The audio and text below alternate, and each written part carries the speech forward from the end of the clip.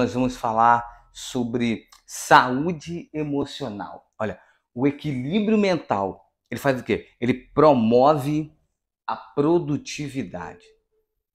Então, nessa palestra que nós vamos falar hoje, nós vamos dar o caminho para que você tenha sucesso na sua vida, principalmente emocional. E eu já quero começar com essa inspiração. Que é isso, Timóteo? São 3 atletas que, por sua vez, têm uma deficiência ou perderam seus membros, mas não desistiram da vida. Agora, o que os 3 têm em comum? Os 3 têm em comum uma mente, uma cabeça. Olha, tem um equilíbrio emocional. E esse equilíbrio emocional foi a ferramenta que eles usaram para chegar até onde eles chegaram. Então, se nós vamos falar hoje sobre saúde emocional, nós já precisamos saber o que é saúde emocional. E para isso, nós vamos trazer a definição da OMS, Organização Mundial da Saúde.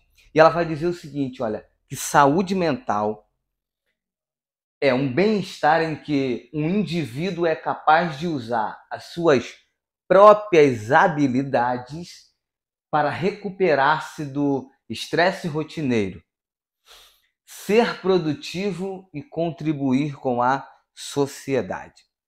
Então a OMS vai entender que se você chegar ao final do seu dia e você conseguir recuperar-se desse estresse rotineiro, ela vai entender que você está bem mentalmente. Então ela define isso. Quando você consegue contribuir com a sociedade, ajudar as pessoas, a OMS vai entender que você tem saúde mental. Porém, a realidade é outra. Segundo essa mesma organização, a OMS, cerca de 9,3% da população brasileira sofre algum tipo de transtorno emocional. E é aí que a gente começa a falar sobre saúde emocional.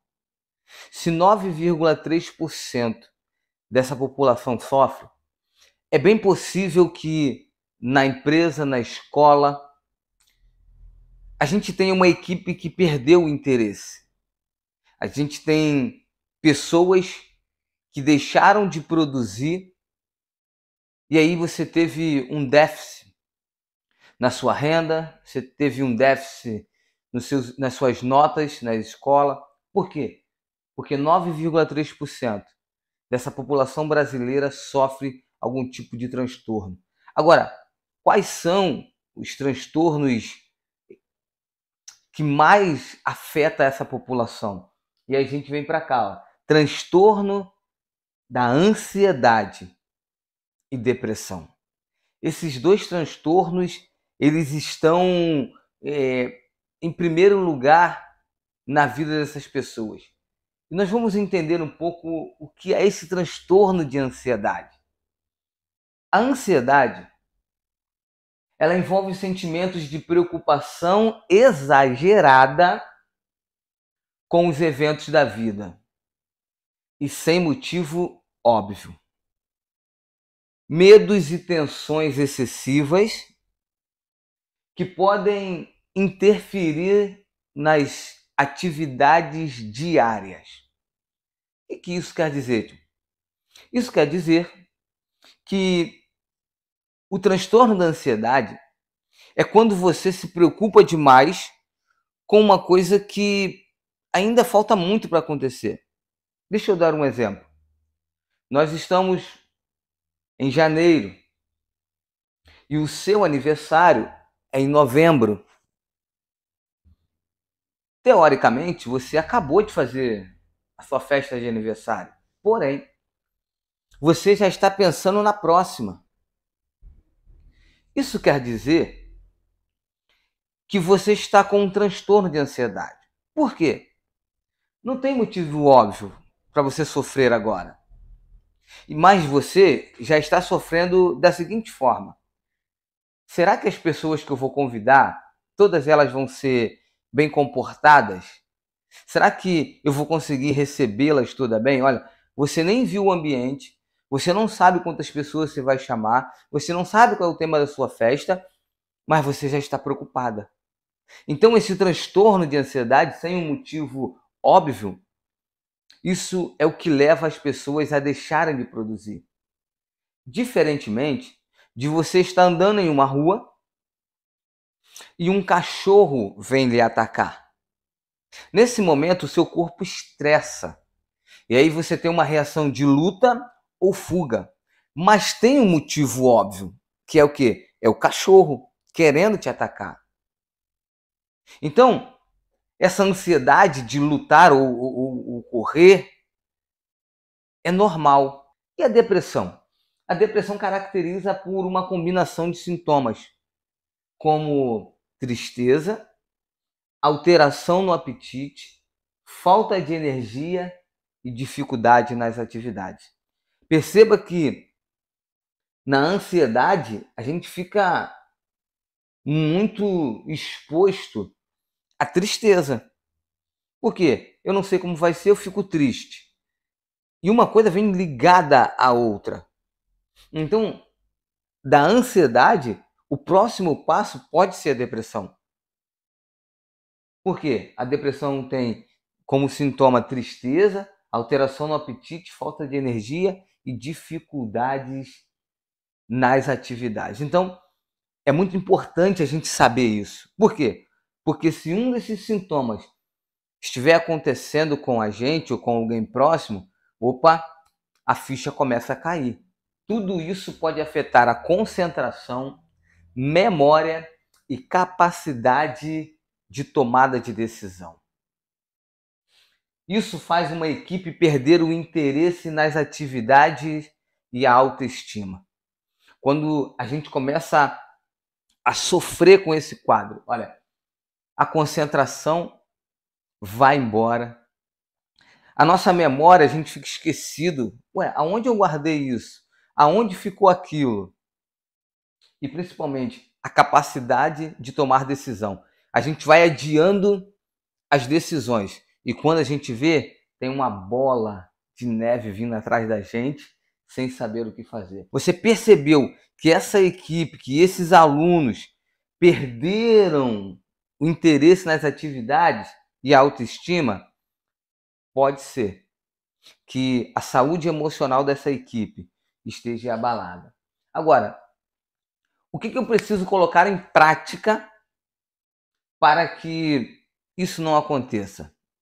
Alguns passos são necessários e eu quero começar com o autoconhecimento. Entender melhor nossos pontos negativos e positivos, além de fraquezas, forças e anseios. Quando a gente começa a olhar para dentro de nós mesmos, tendo o autoconhecimento das nossas emoções, das nossas fraquezas, dos nossos pontos fortes, a gente começa a colocar em ordem a nossa saúde emocional. Saber quem somos nós é um passo, eu diria, o primeiro passo para ter uma saúde mental melhor. E o segundo é a autorregulação. Capacidade de controlar o próprio comportamento, emoção e pensamentos na busca de um objetivo de longo prazo. Lembra que eu falei aqui do aniversário? É um objetivo a longo prazo. Então, eu preciso controlar as minhas emoções. Senão eu entro num loop de ansiedade que pode me levar ao quadro de depressão. E a gente está falando de um evento. Mas a gente não vive um evento. Nós vivemos vários eventos ao mesmo tempo. É trabalho, é escola, é filho, é igreja, é empresa. Então, são vários eventos ao mesmo tempo. Controlar as nossas emoções e pensamentos é fundamental para que a nossa vida emocional seja a melhor possível. Agora, como fazer para sair desse quadro? Agora a ficha caiu. Como é que eu faço? Em primeiro lugar, busque um profissional de saúde mental. Isso é fundamental. Um profissional, ele vai te orientar. Ele vai dizer o passo a passo, ele vai te dar o caminho para que você chegue ao conhecimento, o autoconhecimento, e para que você tenha uma saúde emocional equilibrada. E depois você tem que ter uma alimentação saudável. Também faz parte desse equilíbrio na saúde mental. Organize as suas tarefas. Olha, isso aqui é fundamental. Quando você começa a organizar as suas tarefas, automaticamente o seu inconsciente começa a se organizar também e tudo começa a mudar. Tire um tempo para você. Então, cuidar da gente, eu sempre costumo dizer, quando as pessoas me perguntam, Timóteo, você tem um tempo? Eu falei, eu não tenho tempo. A minha agenda está sempre cheia. Quando eu não tenho nada para fazer, eu estou cuidando de mim. Então, tirar um tempo para você é muito importante nesse processo. Agora, desenvolva relacionamentos positivos. Chega, gente, de andar com pessoas que não são positivas. Isso acaba com a nossa saúde emocional. Pratique gratidão. Olha, essa dica, eu diria que é uma dica de ouro. Quando você começa a praticar gratidão, você vai ver que a sua vida vai melhorar muito. Tenha sempre um diário. Como é que eu vou cuidar das minhas emoções? Se você pegar um diário e no final do dia você relatar ali nesse diário tudo o que aconteceu com você. Nesse dia eu fiquei aborrecido no trabalho. Nesse dia eu fiquei aborrecido no trânsito. Relate as suas emoções. Isso irá ajudar você, eu diria que 90%, a ter uma saúde emocional equilibrada. E a última é, enfrente as dificuldades como uma oportunidade. Isso muda o seu corpo, isso muda a sua mente. Quando você vai para uma dificuldade, entendendo que ali é uma oportunidade, você pode virar rei. Então, não tenha medo das oportunidades e nem das dificuldades. Se vier uma oportunidade, você identificou que é difícil, encare. Não tenha medo. Agora, cuidar da saúde mental ao longo da vida é um processo contínuo e dinâmico, que requer atenção às necessidades e desafios de cada fase. Quando a gente é criança, nós temos alguns desafios. Na vida adulta, ali na fase de jovens, também tem os desafios dessa fase. E na fase idosa, nós encontramos também esses desafios. Então, esse desafio em cada fase, a gente precisa entender que ele existe. E nós precisamos passar por ele e entender isso, que cada fase tem um desafio. E aqui embaixo tem uma frase que ela faz parte desse desafio. Toda emoção não resolvida vira uma doença. Então, nós precisamos cuidar de cada fase a sua emoção. E eu quero fechar aqui explicando para você a diferença entre inteligência e sabedoria.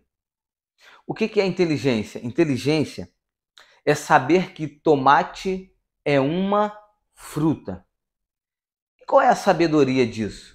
É não colocar o tomate na salada de fruta.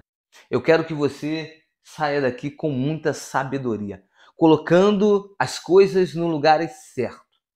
E eu sei que certamente depois disso a sua vida emocional será diferente. Muito obrigado.